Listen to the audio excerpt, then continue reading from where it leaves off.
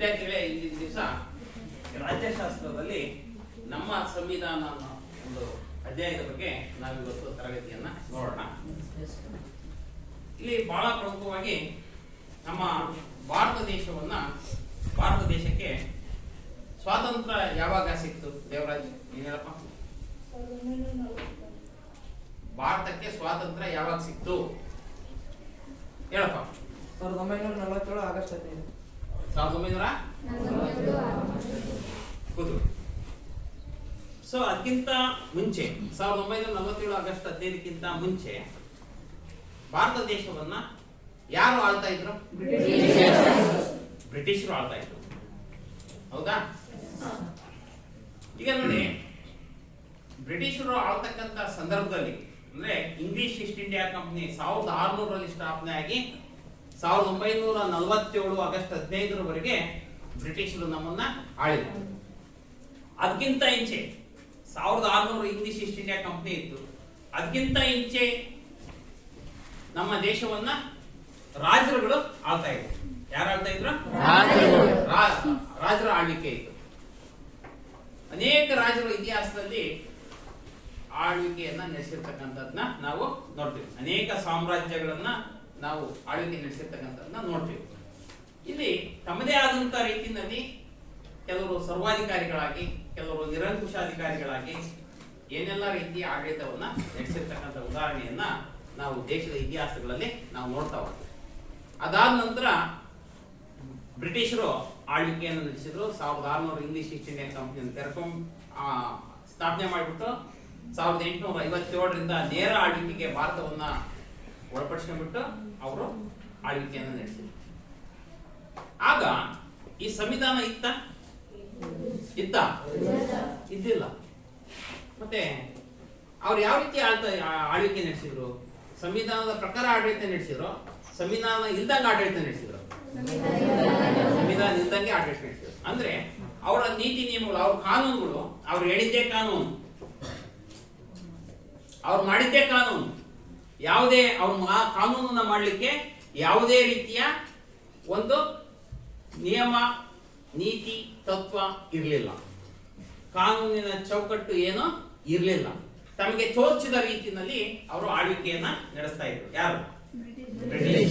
ಬ್ರಿಟಿಷರು ತಮ್ಗೆ ಇಚ್ಛೆ ಬಂದಾಗೆ ಆಡಳಿತ ನಡೆಸಿದ್ರು. ಆ ರೀತಿ ಆಳ್ವಿಕೆಯನ್ನು ನಡೆಸಿದ ಸಂದರ್ಭದಲ್ಲಿ ಪ್ರಜೆಗಳ ಮೂಲಭೂತ ಹಕ್ಕುಗಳನ್ನ ಅವ್ರು ಏನಾದ್ರು ರಕ್ಷಿಸಿದ್ರ? ಇಲ್ಲ. ಪ್ರಜೆಗಳ ಮೂಲಭೂತ ಹಕ್ಕುಗಳಿಗೆ ಅವರು ಕೊಡಲಿ ಪೆಟ್ಟು ಕೊಟ್ಟರು. ಯಾವುದೇ ಹಕ್ಕುಗಳನ್ನು ನಮಗೆ ನೀಡಿರಲಿಲ್ಲ. ಅವರು ನಮಗೆ ಹಕ್ಕುಗಳನ್ನು ಅವರು ನೀಡಿರಲಿಲ್ಲ. ನಾವು ಅವರ ದಾಸ್ಯದಲ್ಲಿ ಬದುಕಿದ್ವಿ. ಬ್ರಿಟಿಷರ ದಾಸ್ಯದಲ್ಲಿ ಶೋಷಣೆಯಿಂದ ನರಳಿದ್ವಿ. ನಮಗೆ ಯಾವುದೇ ರೀತಿಯ ಹಕ್ಕುಗಳನ್ನು ಅವರು ಕೊಡಲಿಲ್ಲ. 1947 ಆಗಸ್ಟ್ 15 ಅನೇಕ ಭಾರತೀಯರ ಹೋರಾಟದ ಪರಿಶ್ರಮದಿಂದ ಭಾರತಕ್ಕೆ ಸ್ವಾತಂತ್ರ್ಯ ಸಿಕ್ತು. ಆ ಭಾರತಕ್ಕೆ ಸ್ವಾತಂತ್ರ್ಯ ಕೊಟ್ಟಂತ ವ್ಯಕ್ತಿ ಶಿಲ್ಪಿ ಅಂತ ಹೇಳಿ ಕರೆಸ್ಕೊಂಡಿದ್ದಾರೆ. ಭಾರತ ಸ್ವಾತಂತ್ರ್ಯ ಶಿಲ್ಪಿ ಅಂತ ಹೇಳಿ ಯಾರನ್ನ ಕರಿತೀವಿ ನಾವು?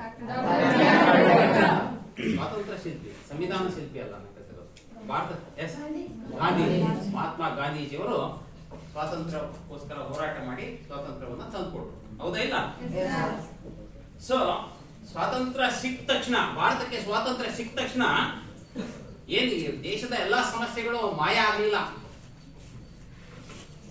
ದೇಶದ ಅನೇಕ ಸಮಸ್ಯೆಗಳು ಮತ್ತೆ ಸಹ ಕಂಡು ಬಂದು ಬ್ರಿಟಿಷರ ಆಳ್ವಿಕೆಯಲ್ಲಿ ಇದ್ದಂತ ಸಮಸ್ಯೆಗಳೇ ಬೇರೆ. ಬ್ರಿಟಿಷರ ಆಳ್ವಿಕೆ ನಂತರವಾಗಿ ದೇಶದಲ್ಲಿ ಹಲವಾರು ಸಮಸ್ಯೆಗಳು ಕಂಡು ಬಂದು. ಅದರಲ್ಲಿ ಬಹಳ ಪ್ರಮುಖವಾಗಿ ನಿರಾಶ್ರಿತರ ಸಮಸ್ಯೆ ಕಂಡು ಬಂತು. ಅಂದ್ರೆ ಭಾರತವನ್ನ 2 ಭಾಗವಾಗಿ ಮಾಡಿ ಸ್ವಾತಂತ್ರ್ಯ ಕೊಟ್ಟರು. ಭಾರತ ಮತ್ತು ಪಾಕಿಸ್ತಾನ. ಸೊ 2 ರಾಷ್ಟ್ರಕ್ಕೆ ಸ್ವಾತಂತ್ರ್ಯ ಕೊಟ್ಟ ಸಂದರ್ಭದಲ್ಲಿ ಅನೇಕ ಜನ ನಿರಾಶ್ರಿತರು, ಅಂದ್ರೆ ಪಾಕಿಸ್ತಾನದಲ್ಲಿರ್ತಕ್ಕಂಥ ಭಾಗದಲ್ಲಿರ್ತಕ್ಕಂಥ ಅನೇಕರು ಭಾರತಕ್ಕೆ ಬಂದ್ರಾಗ, ಭಾರತದಲ್ಲಿ ಇದ್ದಂತ ಅನೇಕರು ಪಾಕಿಸ್ತಾನಕ್ಕೆ ಹೋಗಿ ನೆಲೆಸಿದ್ರು. ಸೊ ಹಾಗಾಗಿ ಆ ಆಶ್ರಿತರಿಗೆ ಬಂದಂತವ್ರಿಗೆ ನೆಲೆಯನ್ನು ಒದಗಿಸಿಕೊಡ್ಬೇಕಾಗಿ ಬಂತು. ಅಲ್ಲಿಂದ ಬಂದಂತವ್ರಿಗೆ ಮನೆ ಮಠ ಕಟ್ಕೊಡ್ಬೇಕ ಬೇಡ. ಸೊ ಅವರಿಗೆ ಆ ನಿರಾಶ್ರಿತರಿಗೆ ಆಶ್ರಯವನ್ನು ಒದಗಿಸಿಕೊಡ್ತಕ್ಕಂಥ ಒಂದು ಸಮಸ್ಯೆ ಎದುರಾಯ್ತು. ಆ ಸಮಸ್ಯೆ ಎದುರಿಸಿದ್ರು ನಂತರವಾಗಿ ಎದುರಿಸಿದ್ರು.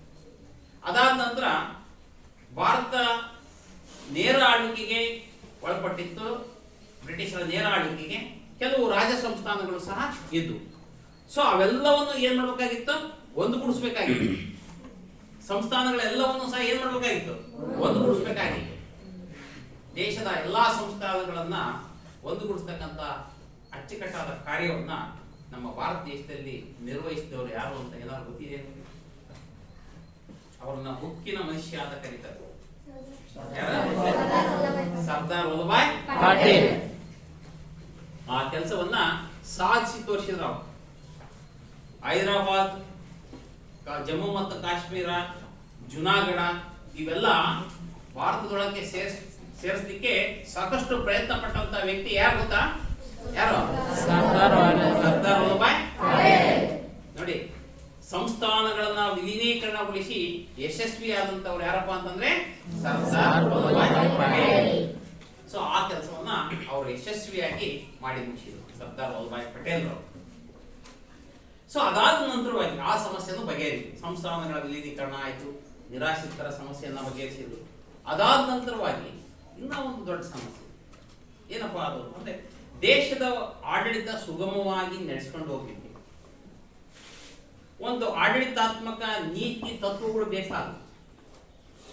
ದೇಶದ ಆಡಳಿತ ಹಿಂದೆ ಬ್ರಿಟಿಷರು ತಮ್ಮದೇ ಆದ ರೀತಿಯಲ್ಲಿ ಅವರಿಗೆ ತೋಚಿದ ರೀತಿಯಲ್ಲಿ ಯಾವುದೇ ನೀತಿ ನಿಯಮಗಳು ಇಲ್ಲದೆ ಒಂದು ಸಿದ್ಧಾಂತ ಇಲ್ಲದೇನೆ ಅವರು ಆಡಳಿತವನ್ನ ನಡೆಸಿದ್ರು. ಅವರಿಗೆ ಅನುಕೂಲವಾದ ರೀತಿಯಲ್ಲಿ ಆಡಳಿತವನ್ನ ನಡೆಸಿದ್ರು, ನಮ್ಮನ್ನ ಶೋಷಣೆ ಮಾಡಿದ್ರು. ಸ್ವಾತಂತ್ರ್ಯ ನಂತರ ನಾವು ನಮ್ಮ ಭಾರತದಲ್ಲಿ ಒಂದು ಅಚ್ಚುಕಟ್ಟಾದ ಒಂದು ನಿಯಮಬದ್ಧವಾದಂತ ತತ್ವಾಧಾರಿತವಾದಂತ ಒಂದು ಆಡಳಿತವನ್ನು ನಡೆಸಬೇಕಾಗಿತ್ತು.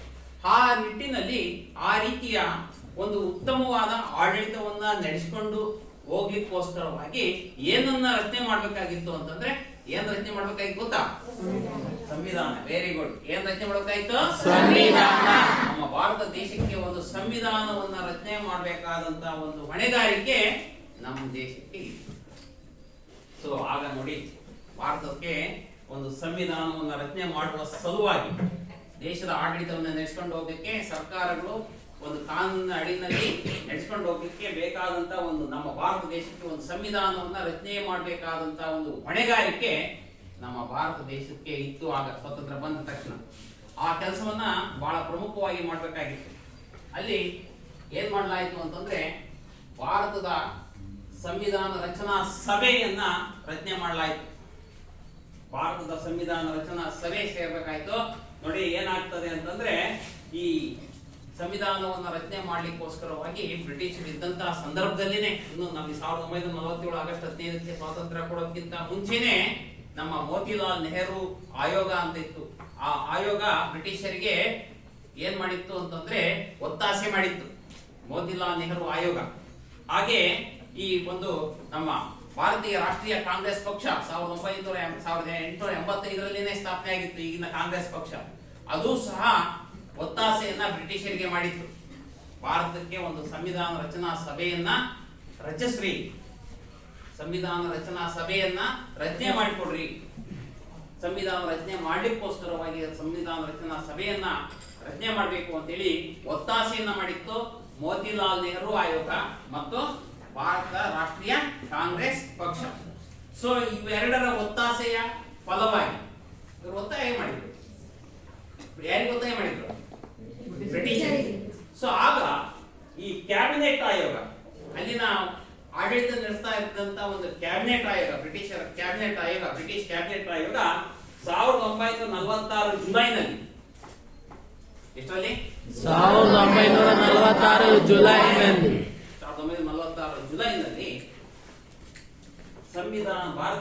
ಭಾರತದ ಸಂವಿಧಾನ ರಚನಾ ಸಭೆಯನ್ನ ರಚನೆ ಮಾಡಲಿಕ್ಕೆ ಶಿಫಾರಸು ಮಾಡಿ. ಗೊತ್ತಾಯ್ತಲ್ಲ? ಎಷ್ಟರಲ್ಲಿ? ಜುಲೈ. ಕ್ಯಾಬಿನೆಟ್ ಆಯೋಗ ಭಾರತಕ್ಕೆ ಸಂವಿಧಾನ ರಚನಾ ಸಭೆಯನ್ನು ರಚನೆ ಮಾಡಬೇಕು ಅಂತ ಹೇಳಿ ಶಿಫಾರಸು ಮಾಡಿತು ಬ್ರಿಟಿಷ್ ಕ್ಯಾಬಿನೆಟ್ ಆಯೋಗ. ಗೊತ್ತಾಯ್ತು? ಸೊ ಇದಾದ ನಂತರವಾಗಿ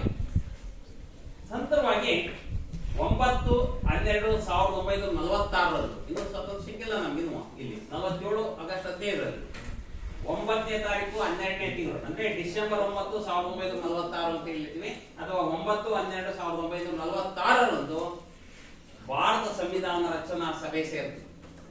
ಭಾರತ ಸಂವಿಧಾನ ರಚನಾ ಸಭೆಯನ್ನ ಸೇರ್ಬೇಕು ಮಾಡಬೇಕು ಅಂತ ಹೇಳಿ ಸೇರಲಾಯಿತು.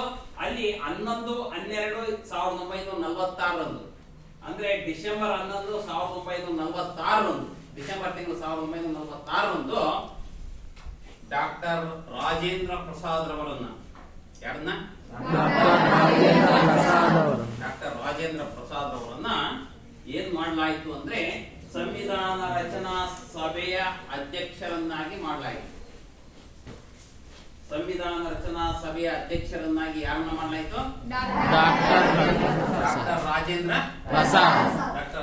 ಪ್ರಸಾದ್ ಅವರನ್ನ ಸಂವಿಧಾನ ರಚನಾ ಸಭೆಯ ಅಧ್ಯಕ್ಷರನ್ನಾಗಿ ನೇಮಕ ಮಾಡಲಾಯಿತು. ಎಷ್ಟರಲ್ಲಿ? 11/12/1946 ಅವ್ರನ್ನ ನೇಮಿಸಲಾಯಿತು. ಸೊ ಇವರು ನೋಡಿ, ಈ ಡಾಕ್ಟರ್ ರಾಜೇಂದ್ರ ಪ್ರಸಾದ್ ಅವರು ಕಠಿಣ ಪರಿಶ್ರಮಿಗಳು, ರಾಜಕೀಯ ಮೇಧಾವಿಗಳಾಗಿದ್ರು ಅವರು. ಹಾಗಾಗಿ ಅವ್ರನ್ನ ನೇಮಕ ಮಾಡಲಾಯಿತು. ಇದಕ್ಕೆ ಅವರೇನೇ ಸೂಕ್ತ ವ್ಯಕ್ತಿ ಅಂತೇಳಿ ಅವ್ರನ್ನ ನೇಮಕ ಮಾಡಲಾಯಿತು 11/12/1946. ನಂತರವಾಗಿ ಆ ಸಮಿತಿ ಏನ್ ಮಾಡ್ತು ಗೊತ್ತಾ? ಆ ಸಮಿತಿ ಸಭೆ, ಸಂವಿಧಾನ ರಚನಾ ಸಭೆ ಭಾರತಕ್ಕೆ ಒಂದು ಸಂವಿಧಾನವನ್ನು ರಚನೆ ಮಾಡುವ ಸಲುವಾಗಿ ಎಷ್ಟು ಸಮಿತಿಗಳನ್ನ ನೇಮಕ ಮಾಡ್ತು ಗೊತ್ತಾ? 22 ಸಮಿತಿಗಳನ್ನ ನೇಮಕ ಮಾಡ್ತಾರೆ. ಯಾವುದು? ಸಂವಿಧಾನ ರಚನಾ ಸಭೆ. ಸಂವಿಧಾನ ರಚನಾ ಸಭೆ ಭಾರತಕ್ಕೆ ಒಂದು ಅಚ್ಚುಕಟ್ಟಾದ ಸಂವಿಧಾನವನ್ನ ರೂಪಿಸಬೇಕು ಅಂತೇಳಿ ಅದನ್ನ ಪರಿಶೀಲನೆ ಮಾಡ್ಲಿಕ್ಕೋಸ್ಕರವಾಗಿ, ಯಾವ ರೀತಿಯ ಸಂವಿಧಾನವನ್ನು ರಚನೆ ಮಾಡಬೇಕು ಅಂತೇಳಿ ಪರಿಶೀಲನೆ ಮಾಡ್ಲಿಕ್ಕೋಸ್ಕರವಾಗಿ ವಿವಿಧ ಹಂತದ 22 ಸಮಿತಿಗಳನ್ನ ರಚನೆ ಮಾಡಲಾಯಿತು. ಅದರಲ್ಲಿ ಅತ್ಯಂತ ಮುಖ್ಯವಾದ, ಅತೀ ಮುಖ್ಯವಾದ ಸಮಿತಿ ಅಂದ್ರೆ ಸಂವಿಧಾನ ಕರಡು ಸಮಿತಿ ಅಂತ. ಹೌದಾ? ಸಂವಿಧಾನ ಕರಡು ಸಮಿತಿ ಅಂತೇಳಿ ರಚನೆ ಮಾಡಿ. ಸೊ ಇಲ್ಲಿ ಸಂವಿಧಾನ ರಚನಾ ಸಭೆಯಲ್ಲಿ ಬಹಳ ಪ್ರಮುಖವಾಗಿ ಡಾಕ್ಟರ್ ರಾಜೇಂದ್ರ ಪ್ರಸಾದ್ ಅವರು ಸಂವಿಧಾನ ರಚನಾ ಸಭೆಯ ಅಧ್ಯಕ್ಷರಾಗಿದ್ದರು. ಅವರೊಬ್ಬರೇ ಇರಲಿಲ್ಲ, ಅನೇಕ ರಾಜಕೀಯ ಧುರೀಣರು ಅದರಲ್ಲಿದ್ದರು. ಅದರಲ್ಲೂ ಬಹಳ ಪ್ರಮುಖವಾಗಿ ಜವಾಹರ್ಲಾಲ್ ನೆಹರು, ನಮ್ಮ ಭಾರತದ ಪ್ರಪ್ರಥಮ ಪ್ರಧಾನಮಂತ್ರಿಗಳು. ಯಾರು? ಜವಾಹರ್ಲಾಲ್ ನೆಹರು ಇದ್ರು. KM ಮುನ್ಷಿ ಇದು. ಯಾರು? KM ಮುನ್ಷಿ. ಅಲ್ಲಾಡಿ ಕೃಷ್ಣಸ್ವಾಮಿ ಅಯ್ಯರ್ ಇದ್ರು. ಕೃಷ್ಣಮಾಚಾರಿ ಇದ್ರು. ಅನೇಕ ಜನ ಮಹನೀಯರು ಅದರಲ್ಲಿ ಭಾಗವಹಿಸಿದ್ರು ಸಂವಿಧಾನ ರಚನಾ ಸಭೆಯಲ್ಲಿ. ನಮ್ಮ ಕರ್ನಾಟಕದಿಂದಲೂ ಅನೇಕ ಜನ ಭಾಗವಹಿಸಿದ್ರು. S Nijalingappa, KC Reddy, Kengal Hanumanthaiah. So ಇವರೆಲ್ಲರೂ ಸಹ ಭಾಗವಹಿಸಿದ್ರು.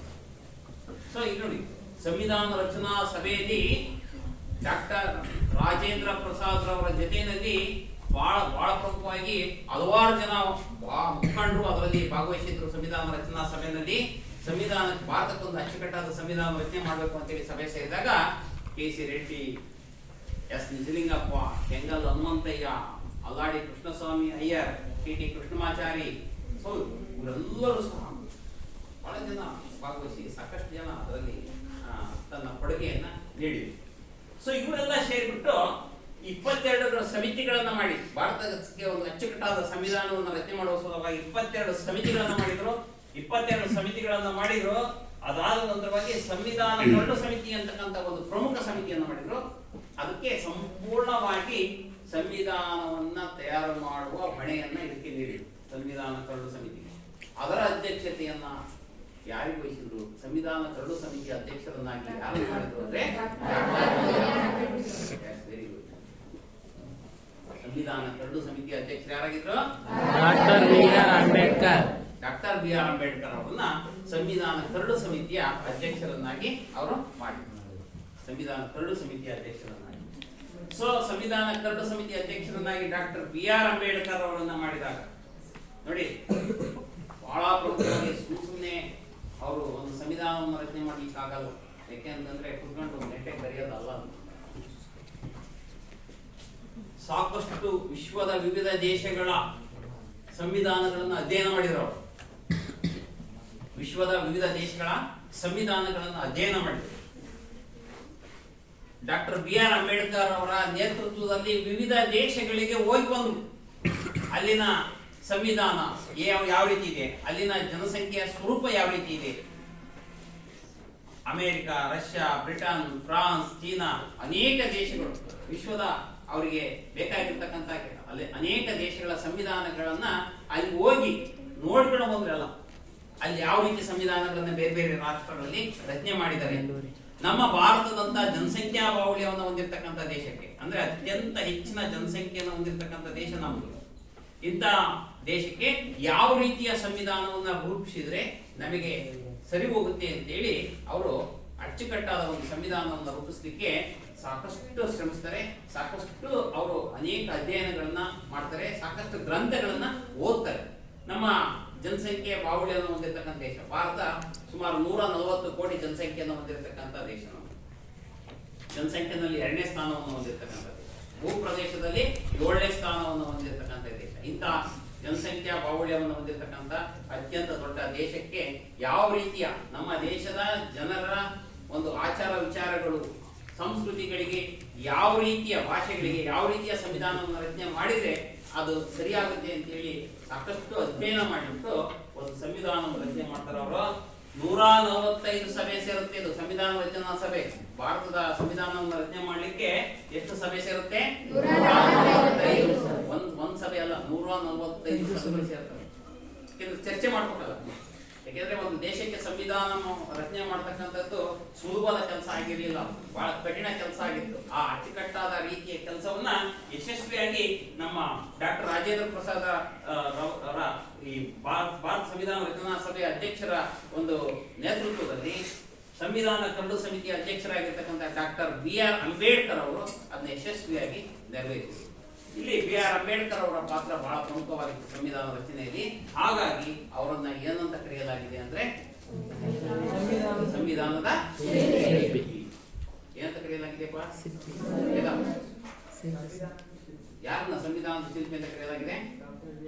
Doctor BR Ambedkar. Very good, ಕೂತ.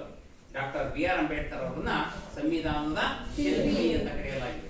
ಸಂವಿಧಾನಕ್ಕೆ, ಸಂವಿಧಾನ ರಚನೆಗೆ ಅವರು ನೀಡಿರ್ತಕ್ಕಂಥ ಕೊಡುಗೆಯನ್ನ ಆಧರಿಸಿ ಅವರಿಗೆ ಭಾರತದ ಸಂವಿಧಾನದ ಶಿಲ್ಪಿ ಅಂತ ಹೇಳಿ ಅವ್ರನ್ನ ಕರೆಯಲಾಗಿದೆ. ಹೇಗೆ ಭಾರತ ಸ್ವಾತಂತ್ರ್ಯವನ್ನ ತರಲಿಕ್ಕೆ ಹೋರಾಡಿರ್ತಕ್ಕಂಥ ಮಹಾತ್ಮ ಗಾಂಧೀಜಿಯವರನ್ನ ಭಾರತದ ಸ್ವಾತಂತ್ರ್ಯದ ಶಿಲ್ಪಿ ಅಂತ ಹೇಳಿ ಕರಿತೀವೋ, ಹಾಗೆ ನಾವು ಅಂಬೇಡ್ಕರ್ ಅವರನ್ನ ಶಿಲ್ಪಿ ಅಂತ ಹೇಳಿ, ಸಂವಿಧಾನದ ಶಿಲ್ಪಿ ಅಂತ ಹೇಳಿ ಕರಿತೀವಿ. ಅದಾದ ನಂತರವಾಗಿ ನಮಗೆ ನೋಡಿ, ನಮ್ಮ ಭಾರತ ದೇಶದ ಸಂವಿಧಾನ ವಿಶಾಲವಾಗಿ ಬಹಳ ನೀಟಾಗಿ ಎಲ್ಲ ಬರೆದಿರ್ತಕ್ಕಂಥ ರೀತಿಯಲ್ಲಿ ಬಹಳ ವಿಶೇಷವಾಗಿ ಅವರು ರಚನೆ ಮಾಡಿದ್ರು. ಅಲ್ಲಿ ಬಹಳ ಪ್ರಮುಖವಾಗಿ 22 ಭಾಗಗಳು, 12 ಅನುಸೂಚಿಗಳು ಮತ್ತು 470 ವಿಧಿಗಳನ್ನ ಈಗ ಹೊಂದಿದೆ. ಈಗ ಭಾರತದ ಸಂವಿಧಾನ ಹೊಂದಿರತಕ್ಕಂಥದ್ದು 22 ಭಾಗಗಳಿದಾವೆ, 12 ಅನುಸೂಚಿಗಳಿದಾವೆ, 470 ವಿಧಿಗಳನ್ನ ಹೊಂದಿರತಕ್ಕಂಥ ಒಂದು ಸಂವಿಧಾನ ಈಗ ಪ್ರೆಸೆಂಟ್ ಇರತಕ್ಕಂಥದ್ದನ್ನ ನಾವು ನೋಡ್ತೀವಿ. ಸೊ ಆರ್ಟಿಕಲ್ ಅಂತೇಳಿ ವಿಧಿಗಳಿಗೆ ಕರಿತೀವಿ ನಾವು. ಆರ್ಟಿಕಲ್, ಕಾನ್ಸ್ಟಿಟ್ಯೂಷನ್ ಆರ್ಟಿಕಲ್, ಇಂಗ್ಲಿಷ್ ನಲ್ಲಿ ಸಂವಿಧಾನಕ್ಕೆ ಕಾನ್ಸ್ಟಿಟ್ಯೂಷನ್ ಅಂತ ಕರಿತೀವಿ. ಸೊ ಹೀಗೆ ಇದರ ಒಂದು ನಾವು ಬಹಳ ಪ್ರಮುಖವಾಗಿ ಈ ಒಂದು ಸಂವಿಧಾನದ ಪ್ರಸ್ತಾವನೆಯನ್ನ ನಾವು ನೋಡಿದೆ. ಪ್ರಸ್ತಾವನೆಯನ್ನ ನೋಡಿದ್ರೆ ನಮ್ಮ ಭಾರತ ದೇಶದ ಸಂವಿಧಾನದ ತಿರುಳು ಏನಿದೆ ಅಂತಕ್ಕಂಥದ್ದು ಗೊತ್ತಾಗುತ್ತೆ. ಸಂವಿಧಾನದ ವಿಶ್ವದ ವಿವಿಧ ದೇಶಗಳ ಸಂವಿಧಾನಗಳನ್ನ ಸಂಪೂರ್ಣವಾಗಿ ಓದಲಿಕ್ಕೆ ಆಗೋದಿದೆ ಎಲ್ಲ. ಅಟ್ಲೀಸ್ಟ್ ಆ ಸಂವಿಧಾನದ ಪ್ರಿಯಾಂಬಲ್ ಅನ್ನ ನಾವು ಓದಿದ್ರೆ ಸಾಕು, ಆ ದೇಶದ ಸಂವಿಧಾನದಲ್ಲಿ ಏನ್ ತಿರುಳಿದೆ ಅಂತಕ್ಕಂಥದ್ದು ಗೊತ್ತಾಗುತ್ತೆ.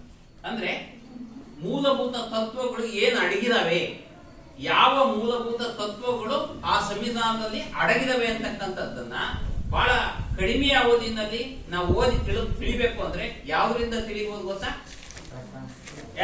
ಪ್ರಸ್ತಾವನೆಯಿಂದ ತಿಳಿಬಹುದು. ಯಾವ್ದ್ರಿಂದ ತಿಳಿಬಹುದು?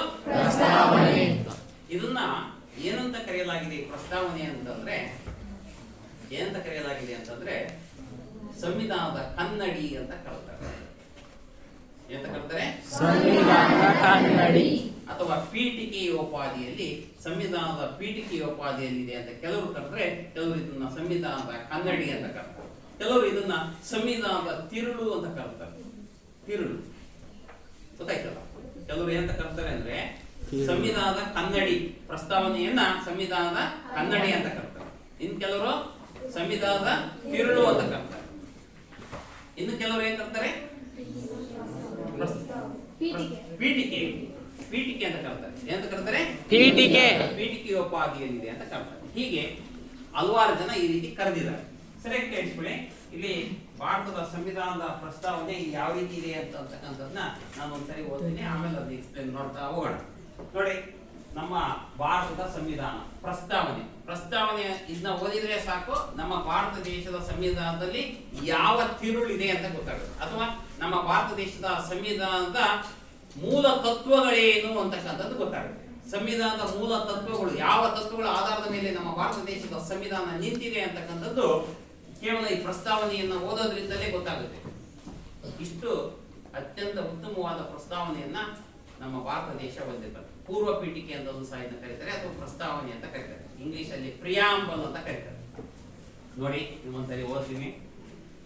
ಭಾರತದ ಪ್ರಜೆಗಳಾದ ನಾವು ಭಾರತವನ್ನ ಒಂದು ಸಾರ್ವಭೌಮ ಸಮಾಜವಾದಿ ಜಾತ್ಯತೀತ ಪ್ರಜಾಸತ್ತಾತ್ಮಕ ಗಣರಾಜ್ಯವನ್ನು ಸ್ಥಾಪಿಸಲು ಮತ್ತು ಅದರ ಎಲ್ಲಾ ಪೌರರಿಗೆ ಸಾಮಾಜಿಕ, ಆರ್ಥಿಕ ಮತ್ತು ರಾಜಕೀಯ ನ್ಯಾಯ, ವಿಚಾರ, ಅಭಿವ್ಯಕ್ತಿ, ನಂಬಿಕೆ, ಧರ್ಮ ಮತ್ತು ಉಪಾಸನೆಯ ಸ್ವಾತಂತ್ರ್ಯ, ಸ್ಥಾನಮಾನ ಮತ್ತು ಅವಕಾಶಗಳಲ್ಲಿ ಸಮಾನತೆಯನ್ನು ಎಲ್ಲರಿಗೂ ದೊರೆಯುವಂತೆ ಮಾಡುವುದಕ್ಕೆ, ವ್ಯಕ್ತಿ ಗೌರವ, ದೇಶದ ಏಕತೆ ಮತ್ತು ಸಮಗ್ರತೆಯನ್ನು ರಕ್ಷಿಸಿ, ಭ್ರಾತೃತ್ವ ಭಾವನೆಯನ್ನು ಎಲ್ಲರಲ್ಲೂ ವೃದ್ಧಿಸಿಕೊಳ್ಳುವುದಕ್ಕಾಗಿ ದೃಢ ಸಂಕಲ್ಪ ಮಾಡಿ. ನೋಡಿ ಹೆಂಗಿದೆ, ದೃಢ ಸಂಕಲ್ಪ ಮಾಡಿ ನಮ್ಮ ಸಂವಿಧಾನ ರಚನಾ ಸಭೆಯಲ್ಲಿ ನವೆಂಬರ್ 26, 1949 ಈ ಸಂವಿಧಾನವನ್ನು ಅಂಗೀಕರಿಸಿ ಕಾನೂನು ಸಭೆಯಲ್ಲಿ ಆತ್ಮಾರ್ಪಿತ ಮಾಡಿಕೊಂಡಿದ್ದೇವೆ. ಇದಿಷ್ಟು ನಮ್ಮ ಭಾರತ ದೇಶದ ಸಂವಿಧಾನದ ಪ್ರಸ್ತಾವನೆ. ಸೊ ಇಷ್ಟು ಹೇಳಿದ್ರೆ ನಿಮ್ಗೆ ಇದ್ರ ಬಗ್ಗೆ ಸ್ವಲ್ಪ ನಾವು ಅಟ್ಲೀಸ್ಟ್ ಗೊತ್ತಾಗಿತ್ತಷ್ಟೇ. ಅಷ್ಟು ಗೊತ್ತಾಗಿಲ್ಲ. ಇಲ್ಲ, ಸ್ವಲ್ಪ ಗೊತ್ತಾಗಿತ್ತಲ್ಲ. ಅಂದ್ರೆ ಸಮಾನತೆ, ಸ್ವಾತಂತ್ರ್ಯ, ಭ್ರಾತೃತ್ವ ಇವೆಲ್ಲ ಅಂಶಗಳಿದಾವೆ ಅನ್ನೋದು, ಸ್ವಲ್ಪ ನ್ಯಾಯ ಇವೆಲ್ಲ ಅಂಶಗಳಿದಾವೆ ಅಂತ ಗೊತ್ತಾಯ್ತಲ್ಲ. ಸೊ ಈಗ ಒಂದೊಂದೇ ಸ್ವಲ್ಪ ನೋಡ್ತಾ ಹೋಗೋಣ.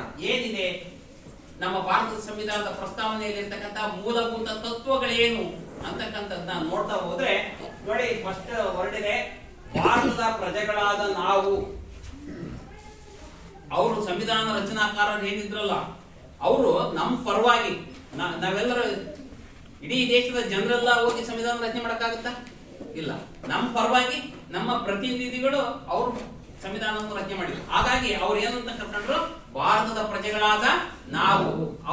ಅವ್ರಂದ್ರು ಅಂದ್ರೆ ನಮ್ಮ ಪರವಾಗಿ ಅವರಂದ್ರು. ಹೌದಾನೆ? ಭಾರತದ ಪ್ರಜೆಗಳಾದ ನಾವು. ನೆಕ್ಸ್ಟ್, ಭಾರತವನ್ನು ಒಂದು ಸಾರ್ವಭೌಮ, ಎಂತ ರಾಷ್ಟ್ರ? ಸಾರ್ವಭೌಮ. ಏನದು ಸಾರ್ವಭೌಮ ರಾಷ್ಟ್ರ ಅಂತ ಹೇಳಿ? ಸಾರ್ವಭೌಮ ರಾಷ್ಟ್ರ 1947 ಆಗಸ್ಟ್ 15ಕ್ಕಿಂತ ಮುಂಚೆ ಭಾರತ ಒಂದು ಸಾರ್ವಭೌಮ ರಾಷ್ಟ್ರನ? ಇಲ್ಲ. ಯಾರ ದಾಸ್ಯದಲ್ಲಿ ಇದ್ವಿ? ಬ್ರಿಟಿಷರ ದಾಸ್ಯದಲ್ಲಿ, ಬ್ರಿಟಿಷ್ ಆಡಳಿತದಲ್ಲಿ, ಬ್ರಿಟಿಷರ ನಿಯಂತ್ರಣದಲ್ಲಿ ಅವ್ರು ಹೇಳಿದ್ದು ಕೇಳಿಕೊಂಡಿದ್ವಿ.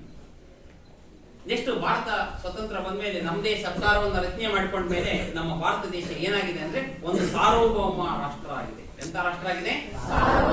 ಸಾರ್ವಭೌಮ ರಾಷ್ಟ್ರ ಅಂದ್ರೆ ನಮ್ಮ ದೇಶದ ಆಂತರಿಕವಾಗಿ, ದೇಶದ ಒಳಗಡೆ ಕಾನೂನು ಮಾಡುವ ಅಧಿಕಾರ ಸಂಪೂರ್ಣವಾಗಿ ನಮಗಿದೆ. ದೇಶದ ಒಳಗಡೆ ಶಾಂತಿಯನ್ನ ಕಾಪಾಡಿ ಸುವ್ಯವಸ್ಥಿತ ಆಡಳಿತವನ್ನು ನಡೆಸಿಕೊಂಡು ಹೋಗ್ತಕ್ಕಂಥ ಜವಾಬ್ದಾರಿ ಒಂದು. ಹಾಗೆ ವಿದೇಶಿ ನೀತಿ ಅಂದ್ರೆ ದೇಶದ ಹೊರಗಡೆ ಅಂದ್ರೆ ಬಾಹ್ಯ, ಅಂದ್ರೆ ವಿವಿಧ ದೇಶಗಳೊಂದಿಗೆ ವ್ಯವಹಾರ ಮಾಡ್ಲಿಕ್ಕೆ ನಮಗೆ ಏನುಂಟು?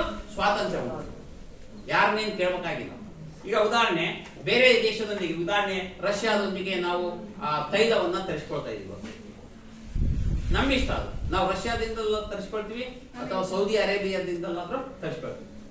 ಅದನ್ನ ಕೇಳಕ್ಕೆ ಯಾರು ಪ್ರಶ್ನೆ ಮಾಡಕ್ ಆಗ್ತಿಲ್ಲ. ಅದನ್ನ ವಿದೇಶಿ ನೀತಿ ಅಂತ ಕರಿತೀವಿ. ಮೊದಲೆಲ್ಲ ಇಂಥವ್ರು ಈ ರಾಷ್ಟ್ರದಿಂದಲೇ ನೀವು ಆಮದು ಮಾಡ್ಕೋಬೇಕು ವಸ್ತುಗಳನ್ನ, ಈ ರಾಷ್ಟ್ರದಿಂದಲೇ ನೀವು ರಫ್ತು ಮಾಡಬೇಕು ಅಂತ, ಈ ರಾಷ್ಟ್ರಕ್ಕೆ ರಫ್ತು ಮಾಡಬೇಕು ಅಂತೇಳಿ ಒತ್ತಾಯ ಇತ್ತು. ನಾವು 1947 ಆಗಸ್ಟ್ 15ಕ್ಕಿಂತ ಇಂಚೆ ರಾ ಮೆಟೀರಿಯಲ್ಸ್ ಅನ್ನ, ಅಂದ್ರೆ ಕಚ್ಚಾ ಪದಾರ್ಥಗಳನ್ನ, ಸಾಕಷ್ಟು ಕಚ್ಚಾ ಪದಾರ್ಥಗಳನ್ನ ಯಾವ ರಾಷ್ಟ್ರಕ್ಕೆ ರಫ್ತು ಮಾಡ್ತಾ ಇದ್ವಿ ಅಂದ್ರೆ ಬ್ರಿಟನ್ಗೆ ರಫ್ತು ಮಾಡ್ತಾ ಇದ್ವಿ. ಯಾಕೆಂದ್ರೆ ಬ್ರಿಟನ್ ಆಡಳಿತ ಇತ್ತಲ್ಲ ಇಲ್ಲಿ, ಅವರು ಅವ್ರ ರಾಷ್ಟ್ರಕ್ಕೆ ತೆಗೆದುಕೊಂಡು ಹೋಗ್ತಾ ಇದ್ರು. ಹಾಗಾಗಿ ಸಾರ್ವಭೌಮ ಅಂತಂದ್ರೆ ಆಂತರಿಕವಾಗಿ ದೇಶದ ಒಳಗಡೆ ಕಾನೂನು ಮಾಡ್ತಕ್ಕಂಥ ಅಧಿಕಾರ, ಹಾಗೆಯೇ ದೇಶದ ಹೊರಗಡೆ ವಿದೇಶಗಳ ನೀತಿಯನ್ನ ಸ್ವತಂತ್ರವಾಗಿ ಮಾಡ್ತಕ್ಕಂಥ ಅಧಿಕಾರ ಯಾರಿಗುಂಟು? ಭಾರತ ದೇಶಕ್ಕೆ ಉಂಟು. ಇದನ್ನೇ ಸಾರ್ವಭೌಮ ಅಧಿಕಾರ ಅಂತಾರೆ. ಏನಂದ್ರೆ ಪದಾರ್ಥ ಆಯ್ತಾ? ಸಾರ್ವಭೌಮ ಅಂದ್ರೆ ಎರಡು ಅಧಿಕಾರ, ಆದ್ರೆ ಯಾರು ಹಸ್ತಕ್ಷೇಪ ಮಾಡ್ತಕ್ಕಂಥ ಅವಕಾಶ ಇಲ್ಲ, ಯಾರು ಹಸ್ತಕ್ಷೇಪ ಮಾಡಂಗಿಲ್ಲ. ಎರಡನೇದಾಗಿ ಸಾರ್ವಭೌಮ ಆದ್ಮೇಲೆ ಸಮಾಜವಾದಿ. ಒಂದೊಂದು ಪದನೂ ಒಂದೊಂದು ವಿಶಿಷ್ಟತೆಯನ್ನ ಹೊಂದಿರತಕ್ಕಂಥದ್ದು ಇದು ಪ್ರಸ್ತಾವನೆ. ಸಮಾಜವಾದಿ ರಾಷ್ಟ್ರ ನಮ್ದು. ಎಂತ ಸಮಾಜವಾದಿ ಅಂತಂದ್ರೆ ನೋಡಿ, ಸರ್ವರಿಗೂ ಸಮಬಾಳು, ಸರ್ವರಿಗೂ ಸಮಪಾಲು ಅಂತಕ್ಕಂಥದ್ದು ಸಮಾಜವಾದಿ ನೀತಿ. ಅಂದ್ರೆ ದೇಶದ ಎಲ್ಲರಿಗೂ ಸಹ ಪ್ರಜಾಪ್ರಭುತ್ವ ಅಳವಡಿಸಿಕೊಂಡ್ರೂ ಸಹ ಎಲ್ಲರಿಗೂ ಸಮಾನವಾಗಿ ಆರ್ಥಿಕವಾಗಿ ಅಭಿವೃದ್ಧಿ ಹೊಂದಲಿಕ್ಕೆ ಎಲ್ಲ ರೀತಿಯ ಸಹಾಯವನ್ನು ಮಾಡಿ ಸಮಬಾಳು ಸಮಪಾಲನ್ನ ಕೊಡ್ತಕ್ಕಂಥ ನೀತಿಯನ್ನ ನಾವು ಅನುಸರಿಸಿಕೊಂಡು ಹೋಗ್ಬೇಕಾಗಿದೆ. ಇದು ಸಮಾಜವಾದಿ ತತ್ವ. ನೋಡಿ, ಒಂದಾಯ್ತು ಸಾರ್ವಭೌಮ ಆಯ್ತು, ನೆಕ್ಸ್ಟ್ ಸಮಾಜವಾದಿ ಅಂದ್ರೆ ಗೊತ್ತಾಯ್ತು. ಸಮಾಜವಾದಿ ಅದಾದ ತಕ್ಷಣ ಜಾತ್ಯಾತೀತತೆ ಅಂತ ಪದ ಬಂತು. ಪ್ರತಿಯೊಂದು ಪದಕ್ಕೂ ಸರಿಯಾದ ರೀತಿ ಅರ್ಥ ಇದೆ. ನಮ್ದು ಜಾತ್ಯಾತೀತ ರಾಷ್ಟ್ರ ಅಂತ ಸಂವಿಧಾನದಲ್ಲಿ ನಾವು ಕಾಣಿಸ್ಕೊಂಡಿದ್ವಿ. ಸಂವಿಧಾನದ ಮೂಲ ತತ್ವ ಇದು. ನಮ್ದು ಏನು? ನಮ್ದು ಯಾವುದೇ ಜಾತಿಯ ರಾಷ್ಟ್ರ ಅಲ್ಲ, ಯಾವುದೇ ಒಂದು ಜಾತಿಯ ರಾಷ್ಟ್ರ ಅಲ್ಲ. ನಮ್ಮ ದೇಶದಲ್ಲಿ ಸಾಕಷ್ಟು ನೂರಾರು ಜಾತಿಗಳು, ಸಾವಿರಾರು ಜಾತಿಗಳು ನಾವು. ಪ್ರತಿಯೊಂದು ಜಾತಿಯೂ ಸಹ ಇಲ್ಲಿ ಬದುಕಲಿಕ್ಕೆ ಸಮಾನ ಅರ್ಹರು.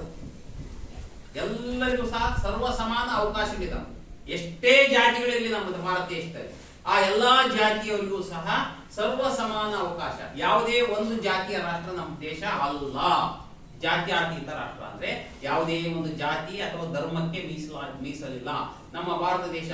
ನಾವು ಹಿಂದೂಗಳು ಬಹುಸಂಖ್ಯಾತರಿರ್ಬೋದು, ಆದ್ರೆ ಹಿಂದೂ ರಾಷ್ಟ್ರ ಇದು ಅಲ್ಲ, ಜಾತ್ಯತೀತ ರಾಷ್ಟ್ರ. ನೋಡಿ, ಹಿಂದೂಗಳಿದ್ದಾರೆ, ಇಸ್ಲಾಂ ಧರ್ಮೀಯರಿದ್ದಾರೆ, ಕ್ರಿಶ್ಚಿಯನ್ ಧರ್ಮೀಯರಿದ್ದಾರೆ, ಬೌದ್ಧರಿದ್ದಾರೆ, ಜೈನರಿದ್ದಾರೆ, ಪಾರ್ಸಿಯನ್ನರಿದ್ದಾರೆ, ಸಿಖ್ರಿದ್ದಾರೆ, ಮಂಗೋಲಿಯನ್ನರಿದ್ದಾರೆ. ಎಷ್ಟು ಧರ್ಮಗಳ ಜನರು ನಮ್ಮ ಭಾರತ ದೇಶದಲ್ಲಿ ವಾಸ ಮಾಡ್ತಾರೆ. ಎಷ್ಟೇ ಧರ್ಮಗಳಿದ್ರು ಸಹ, ಎಷ್ಟೇ ಧರ್ಮಗಳಿರಲಿ, ಎಷ್ಟೇ ಜಾತಿಗಳಿರಲಿ, ಎಲ್ಲರಿಗೂ ಸಹ ಸರ್ವ ಸಮಾನ ಅವಕಾಶ. ನಮ್ದು ಜಾತ್ಯತೀತ ರಾಷ್ಟ್ರ, ಒಂದು ಧರ್ಮದ ರಾಷ್ಟ್ರ ಅಲ್ಲ ನಮ್ದು.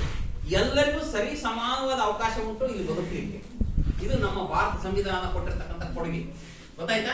ಜಾತ್ಯತೀತತೆ ಅಂದ್ರೆ ಗೊತ್ತಾಯ್ತಲ್ಲ, ಎಲ್ಲರಿಗೂ ಸಹ ಸರಿ ಸಮಾನವಾದ ಅವಕಾಶಗಳನ್ನ ಕೊಡೋದು. ಎಲ್ಲ ಧರ್ಮೀಯರಿರ್ಬೋದು, ಎಲ್ಲ ಜಾತಿಯರಿರ್ಬೋದು, ಯಾರಿಗೂ ಸಹ ಭೇದ ಭಾವ ಇಲ್ಲ, ಪಕ್ಷಪಾತ ಇಲ್ಲ, ಸಮಾನ ದೃಷ್ಟಿಯಿಂದ ನೋಡ್ತಕ್ಕಂಥದ್ದು. ಇದು ಜಾತ್ಯತೀತ ರಾಷ್ಟ್ರದ ಕಲ್ಪನೆ. ಅದಾದ ತಕ್ಷಣ ಜಾತ್ಯತೀತ ಆದ್ಮೇಲೆ ನೆಕ್ಸ್ಟ್ ಪದ ಇರೋದು ಪ್ರಜಾಸತ್ತಾತ್ಮಕ. ಯಾವ್ದು?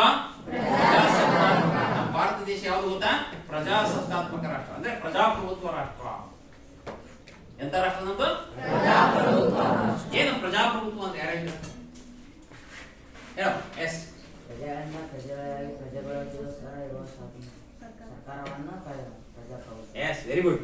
ಪ್ರಜೆಗಳಿಂದ ಪ್ರಜೆಗಳಿಗಾಗಿ ಪ್ರಜೆಗಳಿಗೋಸ್ಕರ ನಡೆಸಲ್ಪಡುವ ಸರ್ಕಾರವೇ ಪ್ರಜಾಪ್ರಭುತ್ವ. ಗುಡ್. ಇಲ್ಲಿ ಪ್ರಜಾಪ್ರಭುತ್ವದಲ್ಲಿ ಅಧಿಕಾರ ಯಾರ ಕೈಯಲ್ಲಿರುತ್ತದೆ? ಪ್ರಜೆಗಳ ಕೈಯಲ್ಲಿರುತ್ತದೆ. Very good. ಪ್ರಜಾಪ್ರಭುತ್ವದಲ್ಲಿ ಅಧಿಕಾರ ಯಾರ ಕೈಯಲ್ಲಿರುತ್ತದೆ? ಪ್ರಜೆಗಳ ಕೈಯಲ್ಲಿರುತ್ತದೆ.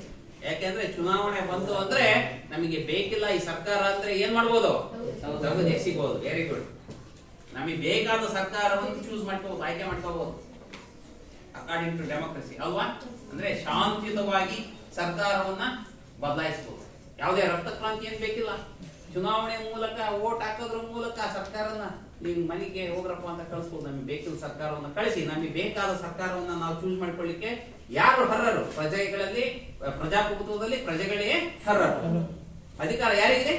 ಪ್ರಜೆಗಳಿಗೆ. ಪ್ರಜೆಗಳಿಗೆ ಇಂಥ ಒಂದು of the people, by the people, for the people, that is called democracy. ಹೌದಾ? ಇಂಗ್ಲಿಷ್ ಲೇಟ್, ಕನ್ನಡದಲ್ಲಿ ಪ್ರಜೆಗಳಿಂದ ಪ್ರಜೆಗಳಿಗಾಗಿ ಪ್ರಜೆಗಳಿಗೋಸ್ಕರ ನಡೆಸಲ್ಪಡುವ ಸರ್ಕಾರವೇ ಪ್ರಜಾಪ್ರಭುತ್ವ. ಪ್ರಜೆಗಳಿಂದಲೇ ಹುಟ್ಟಿ ಪ್ರಜೆಗಳಿಗಾಗಿ ಪ್ರಜೆಗಳಿಗೋಸ್ಕರ ಇರತಕ್ಕಂಥದ್ದು. ಸೊ ಇಂಥ ಒಂದು ತತ್ವವನ್ನ ನಾವು ಅಳವಡಿಸಿಕೊಂಡಿದ್ದೇವೆ, ಪ್ರಜಾಪ್ರಭುತ್ವ. ಆಯ್ತಲ್ಲ? ಮತ್ತೆ ನೆಕ್ಸ್ಟ್ ಗಣರಾಜ್ಯ. ಪ್ರಜಾಸತ್ತಾತ್ಮಕ ಗಣರಾಜ್ಯ ನಮ್ದು. ಗಣರಾಜ್ಯ ಅಂದ್ರೆ ಏನ್ ಗೊತ್ತಾ? ಪ್ರತಿಯೊಂದು ಪದನೂ ಸರಿಯಾಗಿ ತಿಳ್ಕೊಬೇಕು ನೀವು. ಪ್ರತಿಯೊಂದು ಪದಕ್ಕೂ ಒಂದೊಂದು ಸರಿಯಾದ ಅರ್ಥ ಇದೆ. ಗಣರಾಜ್ಯ ಅಂದ್ರೆ ಏನು ಅಂದ್ರೆ ದೇಶದ ಅಧ್ಯಕ್ಷರನ್ನ ಚುನಾವಣೆಯ ಮೂಲಕವಾಗಿ ಆಯ್ಕೆ ಮಾಡ್ತಕ್ಕಂಥ. ದೇಶದ ಅಧ್ಯಕ್ಷರನ್ನ ಚುನಾವಣೆಯ ಮೂಲಕವಾಗಿ ಆಯ್ಕೆ ಮಾಡ್ತಕ್ಕಂಥದ್ದು.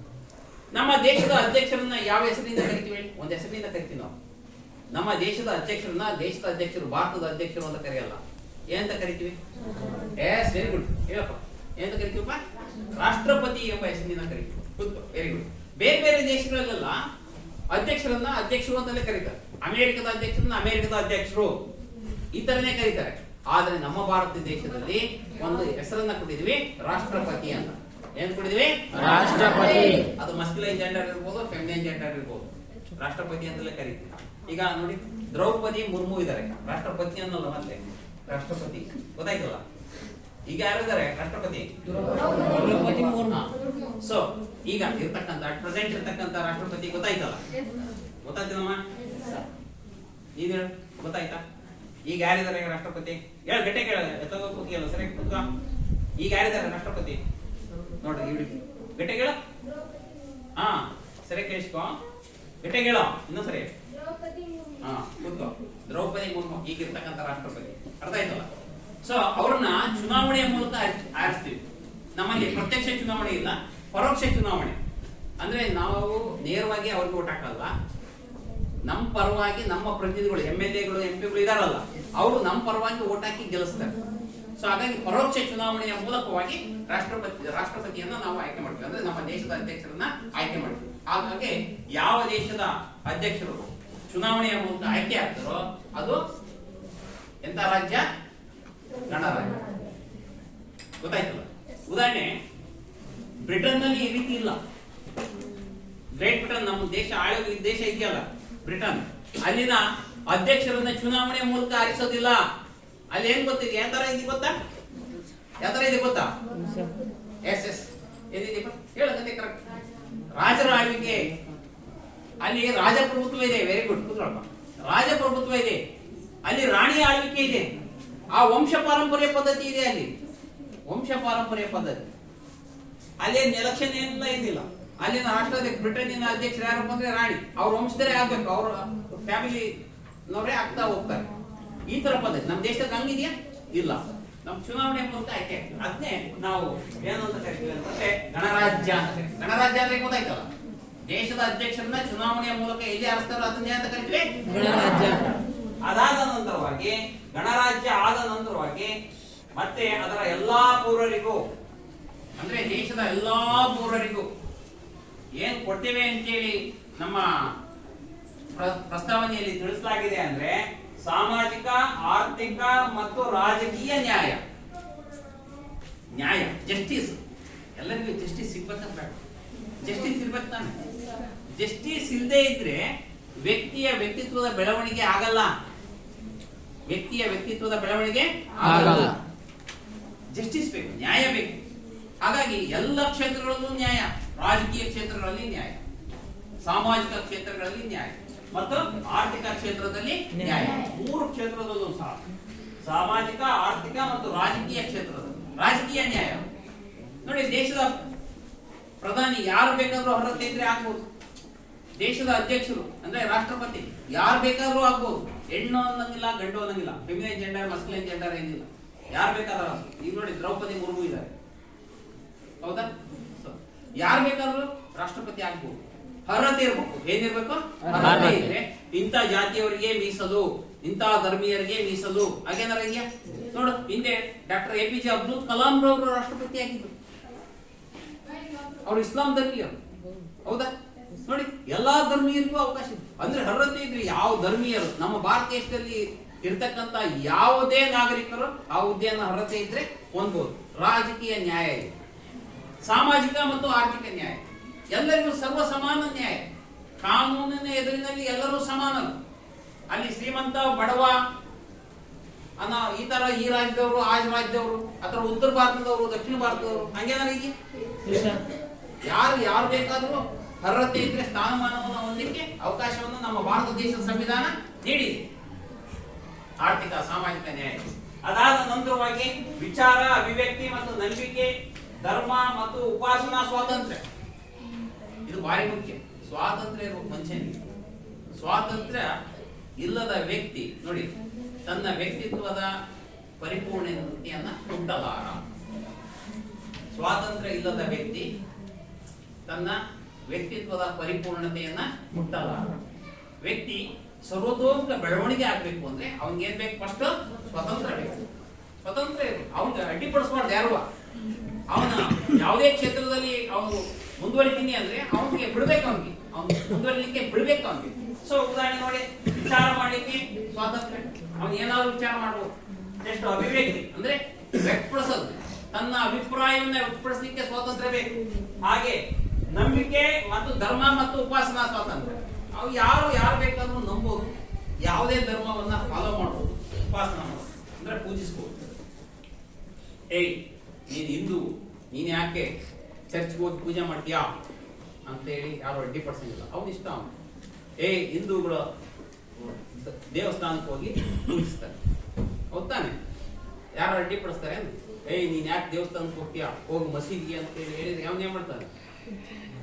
ನನ್ ಸ್ವಾತಂತ್ರ್ಯ ಇದೆ, ನಮ್ ಧಾರ್ಮಿಕ ಸ್ವಾತಂತ್ರ್ಯ ಇದೆ ಅಂತ ಹೇಳಿ ಹೇಳ್ತಾನ.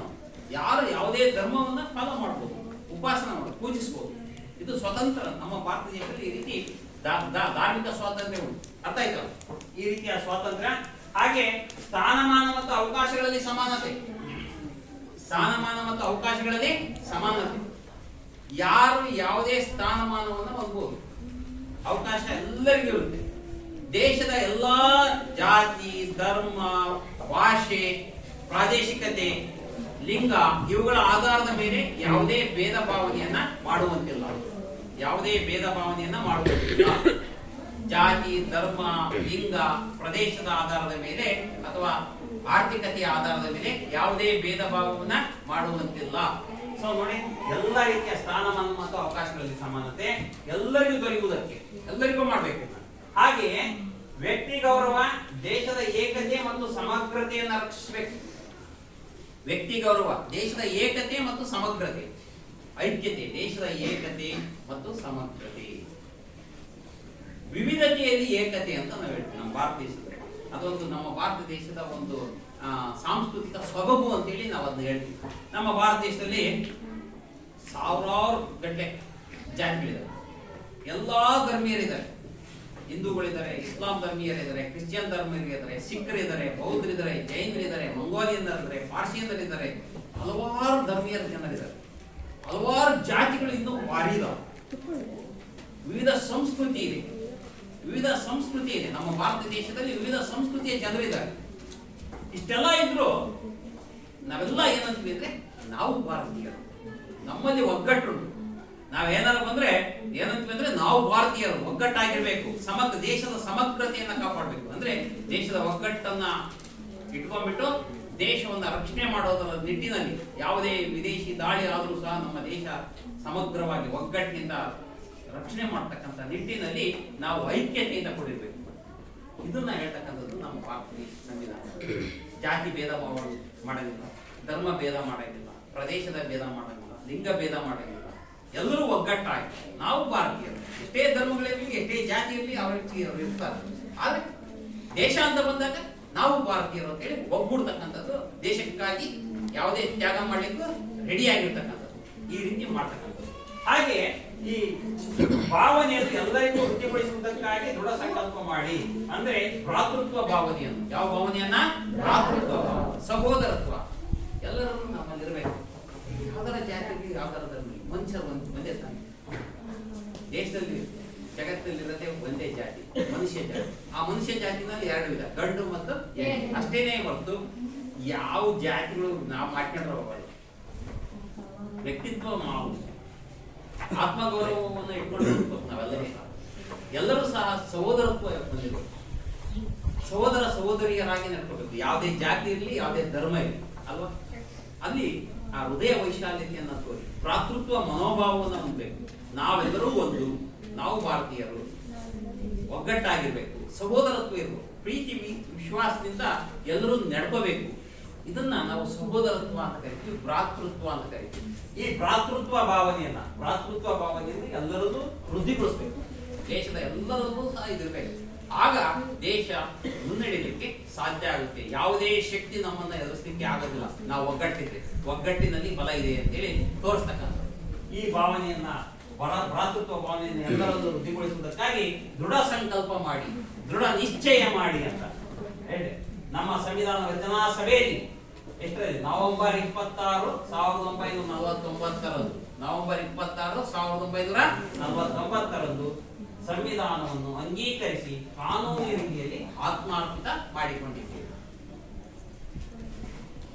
ಈ ರೀತಿ ಎಲ್ಲವನ್ನು ಅಂಗೀಕರಿಸಬೇಕು. ಇವೆಲ್ಲವನ್ನು ನಾವು ಒಪ್ಪಿಕೊಂಡಿದ್ದೇವೆ. ಅಂಗೀಕರಿಸಿದ್ದೇವೆ ಅಂದ್ರೆ ನಾವೆಲ್ಲರೂ ಒಪ್ಪಿಕೊಂಡಿದ್ದೀವಿ. ನಮ್ಮ ಪರವಾಗಿ ಎಲ್ಲರೂ ನಮ್ಮ ಪ್ರತಿನಿಧಿಗಳು ಒಪ್ಪಿಕೊಂಡಿದ್ದಾರೆ ಇದನ್ನ. ಹಾಗಾಗಿ ನಾವು ಅದನ್ನ ಒಪ್ಪಿಕೊಂಡಿದ್ದೇವೆ, ಅದರ ಪ್ರಕಾರ ನಡೀತೇವೆ ಅಂತೇಳಿ ನವೆಂಬರ್ 26, 1949 ನಮ್ಮ ಭಾರತ ದೇಶದ ಸಂವಿಧಾನವನ್ನ ಅಂಗೀಕರಿಸಿದ್ವಿ. ಆದ್ರೆ ಅದನ್ನ ಜಾರಿ ತಂದಿದ್ದು ಯಾವಾಗ ಅಂತಂದ್ರೆ 1950 ಜನವರಿ 26 ಜಾರಿ. ಲಾಹೋರ್ ಕಾಂಗ್ರೆಸ್ ಅಧಿವೇಶನ ಅಂತೇಳಿ ಹಿಂದೆ ಜರುಗಿತ್ತು. ಅದರಲ್ಲಿ ಪೂರ್ಣ ಸ್ವರಾಜ್ಯದ ಒಂದು ಘೋಷಣೆಯನ್ನ ಮಾಡಿದ್ರು. ಪೂರ್ಣ ಸ್ವರಾಜ್ಯದ ಘೋಷಣೆಯನ್ನ ಮಾಡಿದ್ರು. ಆ ಸವಿ ನೆನಪಿಗಾಗಿ ಅಂದ್ರೆ 1950 ಜನವರಿ 26 ಘೋಷಣೆ ಮಾಡಲಾಗಿತ್ತು ಲಾಹೋರ್ ಅಧಿವೇಶನದಲ್ಲಿ. ಅಲ್ಲಿಯವರೆಗೆ ಕಾದು ಜನವರಿ 26, 1950 ಭಾರತದ ಸಂವಿಧಾನವನ್ನ ಜಾರಿಗೆ ತರಲಾಗಿತ್ತು. ಒಂದು ಸೊಗಸಾದ ಸಂವಿಧಾನ. 1950 ಜನವರಿ 26 ಭಾರತ ದೇಶದ ಸಂವಿಧಾನ ಜಾರಿಗೆ ಬಂತು. ಅಲ್ಲಿಯವರೆಗೆ ಸಂವಿಧಾನಾತ್ಮಕವಲ್ಲದ ಸರ್ಕಾರ ಇತ್ತು.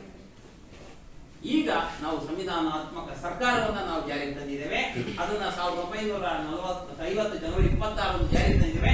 ಆ ಸಂವಿಧಾನದಲ್ಲಿ 22 ಭಾಗಗಳು, 12 ಅನುಸೂಚಿಗಳು, 470 ವಿಧಿಗಳು ಈಗ ಪ್ರೆಸೆಂಟ್ ಇದಾವೆ. ಅದನ್ನ ಭಾರತ ದೇಶದ ಸಂವಿಧಾನವನ್ನ ಆನೆ ಗಾತ್ರದ ಸಂವಿಧಾನ ಅಂತ ಕರೆಯಲಾಗಿದೆ. ಯಾಕೆಂದ್ರೆ ಪ್ರಪಂಚದಲ್ಲಿ ಅತ್ಯಂತ ದೊಡ್ಡ ಸಂವಿಧಾನ ಯಾವ್ದಾದ್ರು ಇದ್ರೆ ಅದು ಯಾವ್ದು? ಭಾರತದ ಸಂವಿಧಾನ. ಓಕೆ, ಇಲ್ಲಿ ನಾನು ಕೆಲವೊಂದು ಪ್ರಶ್ನೆಗಳನ್ನ ಕೇಳ್ತಾ ಹೋಗ್ತೀನಿ. ಅದು ಕರೆಕ್ಟ್ ಆಗಿ ಹೇಳ್ತಾ ಹೋಗ್ಬೇಕು. ಗೊತ್ತಾಯ್ತಲ್ಲ? ನೀನ್ ಹೇಳಪ್ಪ, ನೀನು ಹಾ, ಹೇಗೆ ನಿನ್ನ ಹೆಸರು? ಕೇಳಿಸ್ಕೊಂಡ ಹೆಸರಿಗೆ? ಸಂವಿಧಾನ ಅಂತಂದ್ರೆ ಏನು? ಯಾರು ಹೇಳ್ತಾರೆ ಸಂವಿಧಾನ ಅಂತಂದ್ರೆ? ಹೇಳಿ, ನೀನ್ ಹೇಳಿ. ದೇಶದ ಮೂಲಭೂತ ಕಾನೂನನ್ನ ಸಂವಿಧಾನ ಅಂತ ಕರಿತೇವೆ. Very good, very good. ಭಾರತದ ಸಂವಿಧಾನದ ಶಿಲ್ಪಿ ಅಂತೇಳಿ ಯಾರನ್ನ ಕರೀತಾರೆ? ಡಾಕ್ಟರ್ ಬಿ ಆರ್ ಅಂಬೇಡ್ಕರ್ ಅವ್ರನ್ನ ಭಾರತದ ಸಂವಿಧಾನದ ಶಿಲ್ಪಿ ಅಂತ ಕರೀತಾರೆ. ಯೋಗೇಶ್, ಭಾರತದ ಸಂವಿಧಾನದ ಶಿಲ್ಪಿ ಅಂತ ಡಾಕ್ಟರ್ ಬಿ ಆರ್ ಅಂಬೇಡ್ಕರ್ ಅವರನ್ನೇ ಯಾಕೆ ಕರೀತಾರೆ? ಅವರು ಸಂವಿಧಾನವನ್ನು ರಚನೆ ಮಾಡಿ ಅವರು ಎಲ್ಲ ಅಧ್ಯಕ್ಷತೆಯನ್ನು ಅವರು ವಹಿಸಿದ್ರು. ಎಲ್ಲ ಅಧ್ಯಕ್ಷತೆ ಅಂತಂದ್ರೆ ಯಾವ ಅಧ್ಯಕ್ಷತೆ ವಹಿಸಿದ್ರು? ಕರಡು ಸಮಿತಿ. ಸಂವಿಧಾನದ ಕರಡು ಸಮಿತಿಯ ಅಧ್ಯಕ್ಷರಾಗಿ ಅತ್ಯಂತ ಹೆಚ್ಚಿನ ಕೊಡುಗೆಯನ್ನ ಸಲ್ಲಿಸಿದ್ದಾರೆ. ಹೌದಾನೆ? ಸಂವಿಧಾನ ರಚನೆ ಮಾಡಲಿಕ್ಕೆ ಅತ್ಯಂತ ಹೆಚ್ಚಿನ ಕೊಡುಗೆಯನ್ನ ಕ್ಯಾಪ್ಟನ್ ಆಗಿ ಅವರು ಆ ಸೇವೆಯನ್ನ ಸಲ್ಲಿಸಿದ್ರು. ಸಂವಿಧಾನ ಕರಡು ಸಮಿತಿಯ ಒಂದು ನಾಯಕತ್ವವನ್ನು ವಹಿಸಿದ್ದಕ್ಕಾಗಿ ಸಂವಿಧಾನ ರಚನೆಯಲ್ಲಿ ಅವ್ರ ಪಾಲು ಬಹಳ ಹೆಚ್ಚಾಗಿತ್ತು ರಚನೆ ಮಾಡೋದು. ಹಾಗಾಗಿ ಅವರನ್ನ ಸಂವಿಧಾನದ ಶಿಲ್ಪಿ ಅಂತ ಕರೆದಿದ್ದಾರೆ. ಗೊತ್ತಾಯ್ತಲ್ಲ? ಸಂವಿಧಾನ ರಚನಾ ಸಭೆಯ ಅಧ್ಯಕ್ಷತೆಯನ್ನು ಯಾರು ವಹಿಸಿದ್ರು? ಸಂವಿಧಾನ ರಚನಾ ಸಭೆಯ ಅಧ್ಯಕ್ಷರು ಯಾರಾಗಿದ್ರು? ಯಾರು ಹೇಳ್ತಾರೆ? ಸಂವಿಧಾನ ರಚನಾ ಸಭೆ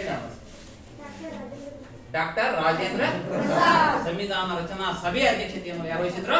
ಡಾಕ್ಟರ್ ರಾಜೇಂದ್ರ ಪ್ರಸಾದ್ ವಹಿಸಿದ್ರು. ಭಾರತದ ಸಂವಿಧಾನವನ್ನ ಯಾವಾಗ ಅಂಗೀಕರಿಸಲಾಯಿತು?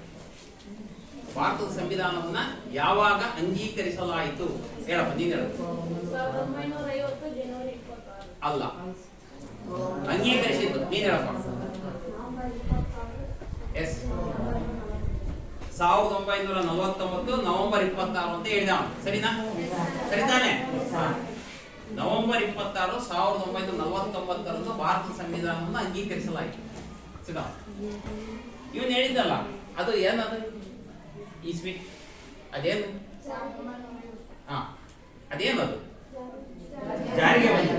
ಸಂವಿಧಾನ ಜಾರಿಗೆ ಭಾರತದಲ್ಲಿ ಲಾಹೋರ್ ಕಾಂಗ್ರೆಸ್ ಅಧಿವೇಶನ, ಭಾರತೀಯ ರಾಷ್ಟ್ರೀಯ ಕಾಂಗ್ರೆಸ್ನ ಅಧಿವೇಶನದಲ್ಲಿ, ಲಾಹೋರ್ ಕಾಂಗ್ರೆಸ್ ಅಧಿವೇಶನದಲ್ಲಿ ಘೋಷಣೆ ಮಾಡಲಾಗಿತ್ತು ಜನವರಿ 26 1929ರಲ್ಲಿ.